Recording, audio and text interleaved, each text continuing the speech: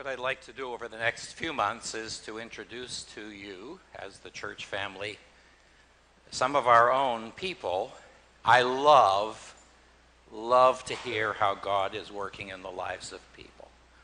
It is such an encouragement. Because although we look as if we've got it all together when we come, we put on nice clothes and we smile. And we ask each other, how are you doing? Oh, fine, thank you. Liar.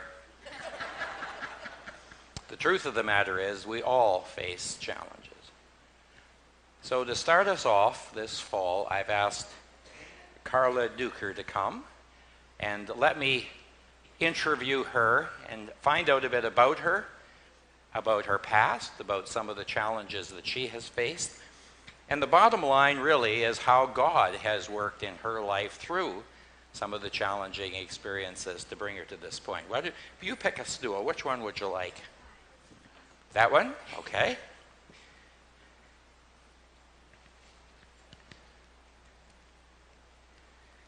And you can have your very own microphone. Oh, sorry, it's on the side. You want to test that? Testing. Oh, we can hear you. You nervous? A little. Oh, that's fine. You're among friends, I think. Okay. I know. So let's begin at the beginning. You were born at a very early age. Tell us about the family you were born into. I was born in a wonderful Christian family. My parents devoted to God and raising their 4 children to love Him and worship Him. I have 3 older brothers. My oldest brother, Randy, is a biomedical engineer technologist. He works for Philips of Holland and is the service rep for all of Canada. And my brother Chris is an OPP officer. Okay. And, sorry, did you want me to talk about you? No, don't talk about okay. The next one. It was a normal family, would you say? Were they all normal? Did you feel you were normal when you were being raised? Can you define normality? No. Okay, then they were normal. That's good. You came to faith in Jesus Christ when? Oh, very early age. I remember in grade 5 being concerned about a friend of mine who believed that he could believe in God without asking Jesus in his heart, and that terrified me. So you trusted Christ early. Mm-hmm. When you were a teenager, around mid-teens, something of a tragedy happened. What actually happened at that time in your life? Forgive me if I start to cry. It's okay. Take your time. My family was very close with a family last name DeVrumans, and the DeVrumans had a cottage up in Port Severn, and Mr. DeVruman had a pilot's license. In fact, he owned his own Cessna, 4-seater Cessna, and for business purposes, he was also a biomedical engineer technologist, and he traveled the world to repair more as a ministry, repair medical technology. And anyway, so that's why they have a plane. And that's why myself, my brother Jay, Jay's friend Derek DeVruman, and Mr. DeVruman, we were flying north to meet our families up north at the cottage. And in the landing, the engine stalled, and we nosedived into a ravine 500 meters before the end of the runway. And what was the result of that crash? Mr. DeVruman, Derek, and Jay, and the DeVruman's dog, they passed away. They went home to be with God, and I survived. You were unconscious when you were found. Mm-hmm. We can look at some pictures. Yes. You brought along some pictures. Dylan, let's show us some pictures, and maybe you could explain as we go through these. Next. Okay, now that one is flipped upside down, but it's okay. At the bottom of the screen, you'll see a seat, and in fact, it's leaning forward, and that is where I was sitting in the wreckage. That was taken from a step back. That is the front panel of the plane, the control panel. That also is where I was sitting. That is taken from my brother's side of the plane, and the wings you can see were hardly damaged, but they were taken off to move the plane. And the seat that you see there, I believe that was my brother Jay's seat. This is the DeVrumans' tombstone. In word and in action, in love and faith and purity, examples to those who believe. That's Rick and Derek. That's my brother Jay. He was what age when he died? He was exactly 2 weeks from turning 17. That's Derek. Derek had actually gone on a teen missions trip in Ecuador that summer, and Jay and Derek actually were doing ground school to get their own pilot's license, and that was the first time after the teen missions trip that Derek and Jay had been in the plane together. Next. Is that it? Is that it? Okay. Okay, thank you. So Jay was killed instantly, as were the other two? Yeah. A year after the accident, my parents and I went back to the crash site and met with the first responders, or some of them, and they assured us that they died instantly because the only blood that was found in the plane was my own. What injuries did you sustain? Amazing. I had head trauma, a skull fracture right back here, lost the hearing in my right ear, and the left side of my face was essentially crushed.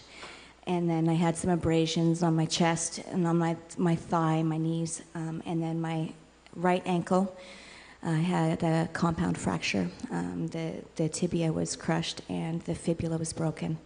And then my left foot, the bone on the top of my foot was also broken. Okay. You knew nothing of the crash. Like, you did not see it coming. It just happened and it was over. You were unconscious. You first woke up where?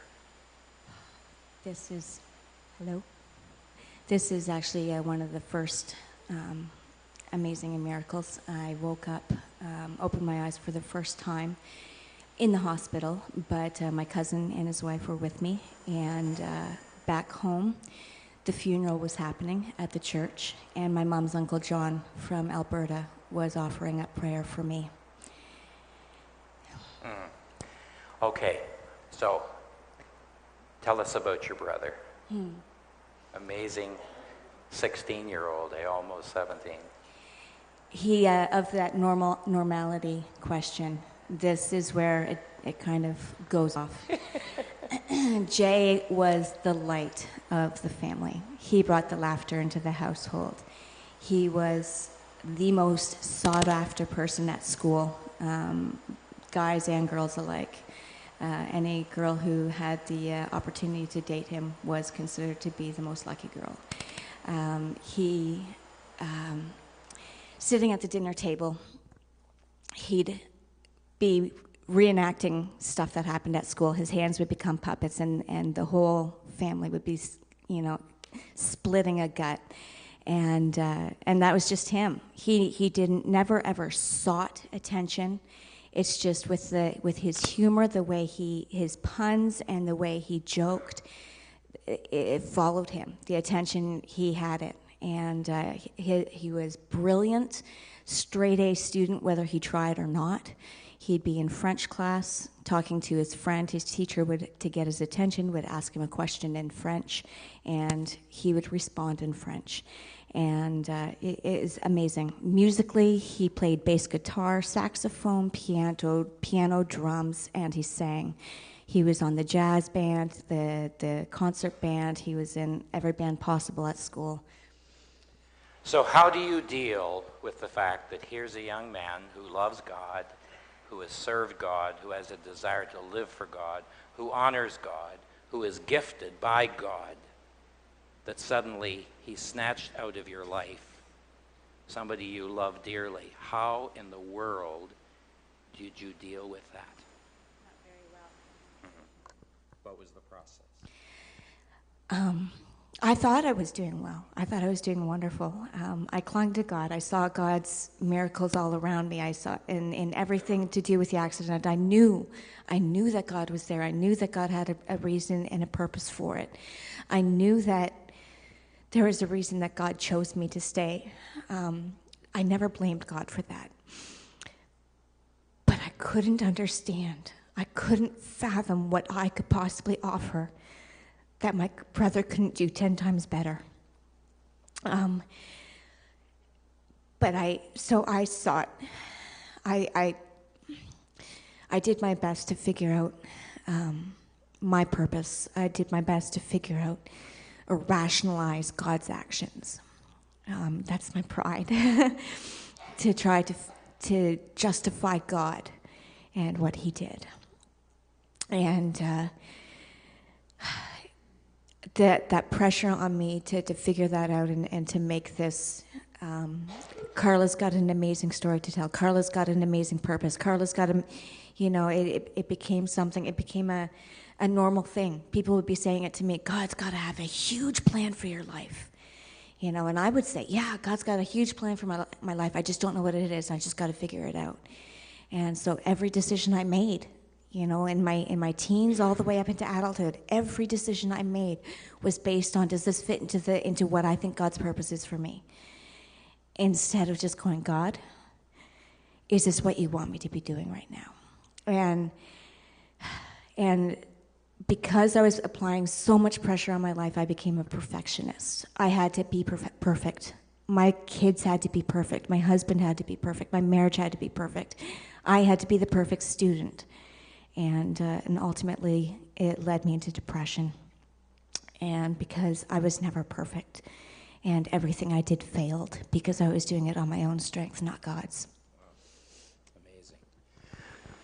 How do you then reconcile? What would you say to people who are going through challenges in their life that they can't understand? They're extremely painful. They can't do anything about them. And they feel overwhelmed by them. What advice would you give if you were sitting at Tim Hortons across from them having a coffee? Just look at the details around your circumstances and see where God is working. And see that it is God working, not you. There are way too many things that happened around the accident that proved to me that there was not a single thing that I could control. That everything that happened from the beginning, from the months before the accident, that God orchestrated so that my family was ready, that people were in place, that housing was in place for my mom in Toronto when I was in the hospital, that everything, every detail. My dad was even on layoff at the time of the accident, and then the union went on strike for an additional week after, so he had 2 weeks after the accident to be with the family and come to grips with everything. So many things that none of us had any control of, but that were direct blessings from God to help our family get through it.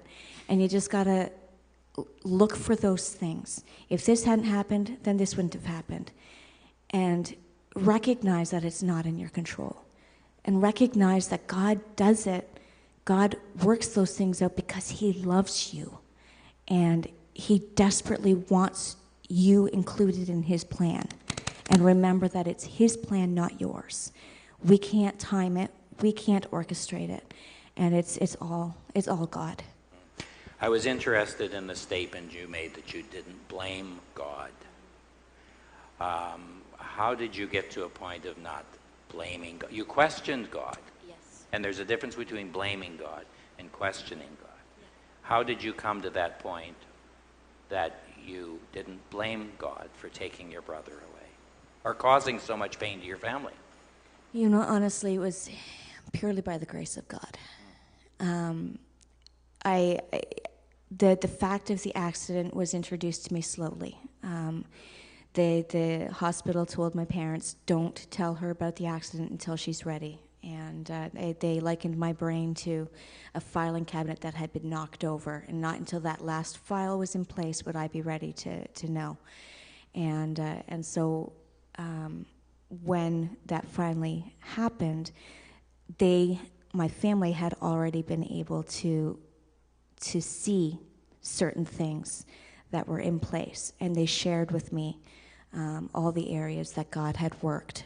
You know, my oldest brother Randy was in Toronto on the co-op term, and he had prayed. He had said, God, I don't want to go to Toronto. I don't want to be in Toronto, but if that's where you want me to be, that's where I'll be. So God put him in Toronto, and Randy got established at Bayview Glen Alliance Church with the College and Career Group and made friends there. And one of them, when I was in the hospital at Sunnybrook Hospital, one of them opened up their home for my mom to stay at. And, you know, just little details like that. And in the years following, I learned, you know, from the first responders, the extra steps that they took that, you know, so many details, but basically things that ensured that I still have my leg. I shouldn't have my leg. It should be gone. You know, but little things where people went a step and beyond what was required of them, and that ensured that I still have it. And those things, it just became glaringly obvious that God loved me, and God loved my family. And how can you blame a God who loves you so much? Great. I would say from my observation that your response came out of a very strong commitment to Jesus Christ long before the accident. Thank right? you. So I think that's a good model for all of us to realize that one of the reasons we prepare our hearts for tragedies, whatever those, or disappointments, is to make sure we have a solid footing in the Lord and He in our life. How has it affected you? What effects, long-term effects, do you have? I still suffer from depression because I'm still a perfectionist. I still need things to go my way, and I'm learning slowly. I'm learning to let go. I'm learning to not expect my kids to be angels, and I'm learning that it's okay to be learning with them. I still go through some dark times where I feel like a failure, and I feel like I'm not living up to what God expects of me. But my husband is a major blessing there because he reins me in, and it assures me God doesn't expect perfection of you. You're the only one that expects that. And yeah. You're still getting support? You still Yes. go for counseling? I still go for Do counseling. you find that, do you feel that's a weakness, that you can't Absolutely do it not. on your own? So if Absolutely anybody not. here is struggling, for them to go for counseling is not a sign of Oh, weakness. dear Lord, no. No. God puts people in our paths to support us. It's God works through people to support us. So true. Well, thank you so much for sharing your story. It's a God story, really. It is. It's not your story. And you haven't lost your brother because you know where he is. What are you going to say to him when you first see him next? Tell me. What are you going to say to him? You're going to hug him. Oh, hug. I love hugs. He's not going to be able to get out of my grip. Yeah, that's great. That is great. Well, let's pray. Father, thank you for reminding us again of your faithfulness, even in times of disappointment and pain. We know that there are no accidents with you, only incidents that enable us to see your hand. Thank you for Karla, for her husband Matt, and for their family. Thank you for preserving her for such a time as this. And pray that her continued testimony and the lessons that she is learning, even this many years after the tragedy, will be opportunities for her to continue to depend upon you. Thank you for enabling us as a church to have her as part of our body. And pray that she will continue to be an encouragement. Pray for some in this place, even this morning, who are struggling with disappointments with you, that somehow they will be able to step over that and trust you. As your servant Job said, though he slay me, yet will I trust him. And pray that in the midst of the darkest hour, there would be a sense of your presence. So again, thank you for what you're doing, what you're going to do in each of our lives, and we give you the praise and the glory for Jesus' sake.